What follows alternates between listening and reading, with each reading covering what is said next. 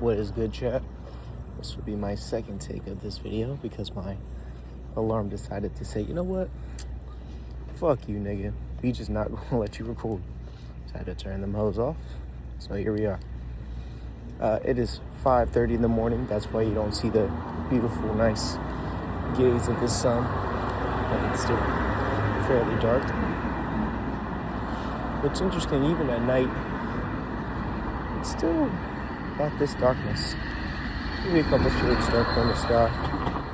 However, nevertheless, it is the end of the month.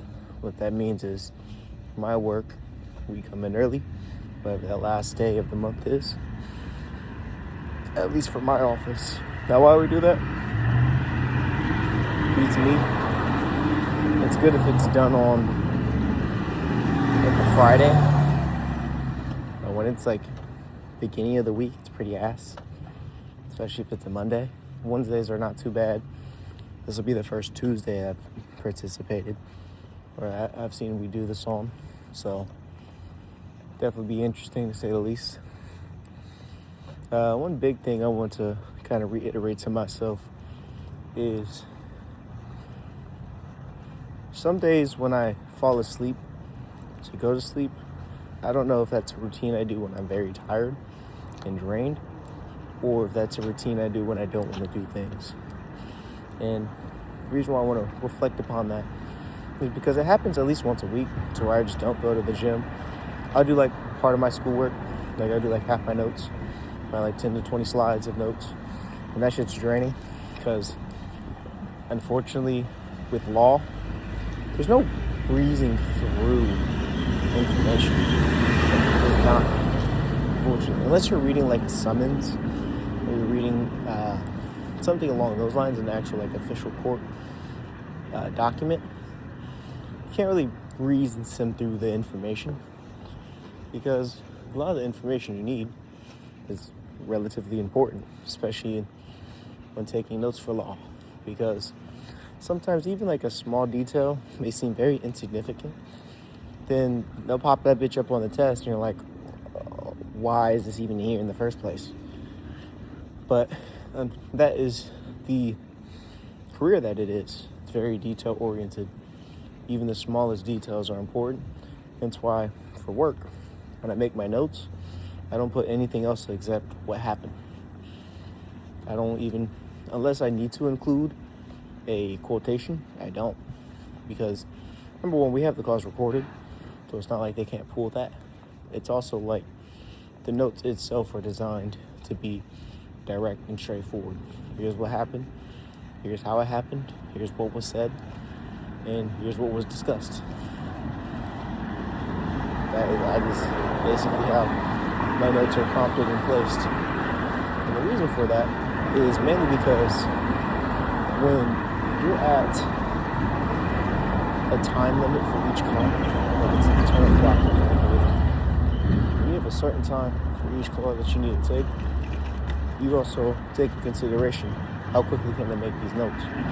I think about notes and getting them done as fast as possible. Now, how do you do that? Do it while you're on the call. Sure, some calls, notes are going to be a paragraph long, 2 paragraphs long. That's the unfortunate reality when somebody is complaining about everything under the sun. And some of the times when people are complaining, I don't even add that into my notes because I feel it's not like people tell me a sob story. I'm not going to add that into my notes. I don't feel that's sufficient enough for what's going to be discussed about. If it's part of their complaint, I'll gladly add it. But if it's them just complaining to complain, I'm not going to. That's a waste of everybody's time to have to skim through notes that are about a complaint or about somebody's sob story for the 20th time I've heard today. So that's kind of how I see that fit. With that being said, though, back to my reflection. But the reason why I was getting into that in the first place is the mentally draining side. Work can be mentally draining, not because of like the continuation and constant doing that shit every day. Well, it really depends on the day. Some people are very difficult to deal with. Other people are very easy to handle. So depending on who I'm speaking with and how I'm speaking with them, can reflect how I feel at the end of the day.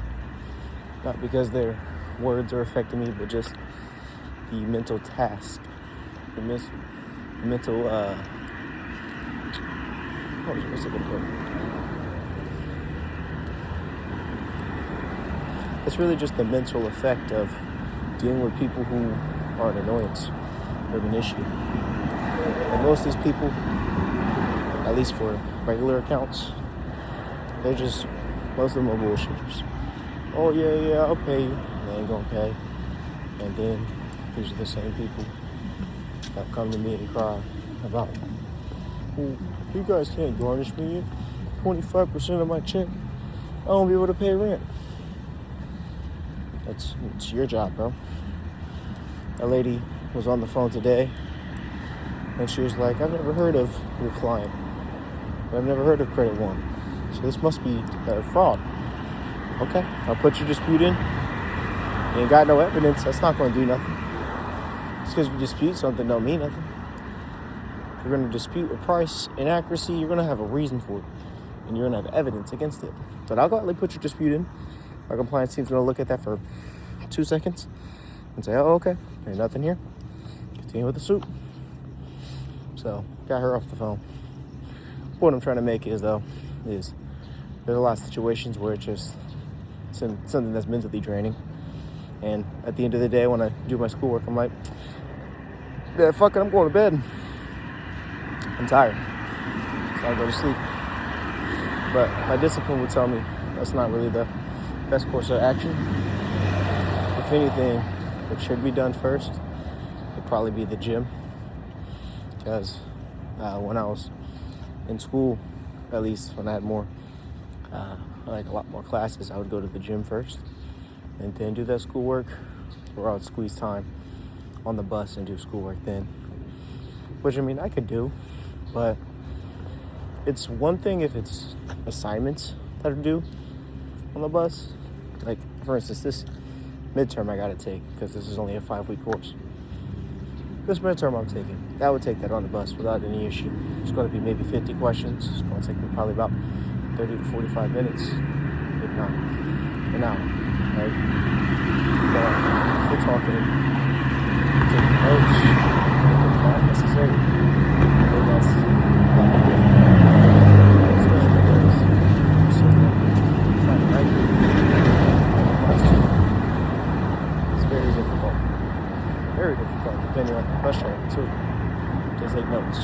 Some rides are very bumpy, and you're sitting there swerving left, right, getting your head jinked forward and shit. I don't know if it's a new bus driver, if they just don't know how they do it, or if it's a shorter bus ride that's a lot smoother. I mean, those sure. This is kind of why I take notes on my phone when I read. I mean, I still read on the bus, don't get it twisted. But if I am reading on the bus, it is done, and I take notes on my phone for that exact reason, just because it's so shaky. And being able to write that shit out is just difficult. Because there's no point, in my view, there's no point in taking those notes if I can't understand them or read them bitches back. That's the whole purpose of me taking them. So I can just, boom, do that, and take notes on all the things I highlighted in the book, revisit those, ponder the thought I had, come back to that thought, and then notate that and write out what I normally do when I read. But in general, though, I think the routine just got to stay the same of going to the gym right after. The only reason I made that difference was for my brother today. I mean, which, honestly, fuck that anyway. It's not gonna matter. I'm in the gym, I'm at the crib. And yeah, shawty over, that's cool. That mean nothing to me, though, my nigga. That does not. I just say, what up? You're not in my head. You're not nonchalant, not pay that bitch no mind. I'm not getting the same result as me just acting like I'm not there. All in all, though, we're gonna get this video out the way. Probably my third video of posting it day of. I'm gonna catch you.